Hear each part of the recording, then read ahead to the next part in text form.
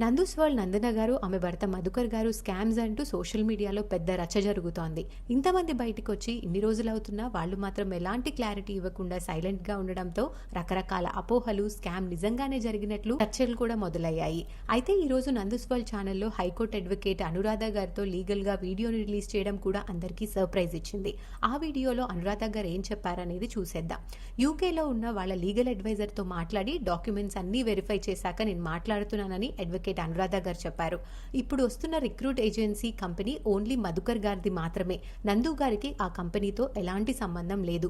మధుకర్ గారి కంపెనీ కేవలం మీడియేటింగ్ మాత్రమే చేశారు. వాళ్ళు చేసే సర్వీస్ కి డబ్బులు తీసుకుంటున్నారు. వీళ్ళ ద్వారా జాబ్ లో జాయిన్ అయ్యి ఆ తర్వాత జాబ్ పోయినా, వీసా రిజెక్ట్ అయినా అది అక్కడి గవర్నమెంట్ నిర్ణయం తీసుకుంటుంది. కానీ మధుకర్ గారి కంపెనీకి ఎలాంటి సంబంధం ఉండదు.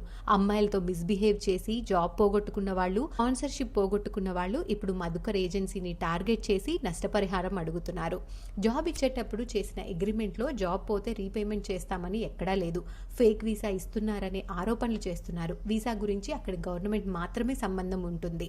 ఈ ఫేక్ వీసా సిఇఓస్ల మీద యూకేలో వీళ్లపై ఎలాంటి కంప్లైంట్స్ లేవు. అక్కడ వాళ్ళ బిజినెస్లు మంచిగా రన్ అవుతున్నప్పుడు ఇక్కడ వాళ్ళ బిజినెస్ల గురించి మీరెందుకు క్వశ్చన్ చేస్తున్నారు?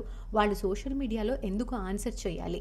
వాళ్ళ బిజినెస్ గురించి వాళ్ళు యూకేలో మాత్రమే ఆన్సర్ చేయాలి తప్ప ఇక్కడ ఎవరికి ఆన్సర్ చేయాల్సిన అవసరం లేదు. వాళ్ళ మీద కేసులు పెడదాం అంటున్నారు. వాళ్ళు బ్రిటిష్ పాస్పోర్ట్ హోల్డర్స్ కాబట్టి మీరు ఎలాంటి కేసులు పెట్టినా అవి వర్తించవు. వాళ్ళ మీద పగతో, గ్రడ్జ్తో ఎందుకు ఇలా చేస్తున్నారో అర్థం కావట్లేదు. వాళ్ళు లీగల్ గా ఉన్నారు. అక్కడ బిజినెస్లు నడుపుకుంటున్నారంటే వాళ్ళు ఫెయిర్ పీపుల్. మీరు అనవసరంగా బురద చల్లుతున్నారు. ఆ బురద మీ మీదే పడుతుంది అంటూ అడ్వకేట్ అనురాధ గారు కొన్ని మెయిన్ పాయింట్స్ ని వివరించి ఎలాంటి స్కామ్ జరగలేదని వెల్లడించారు.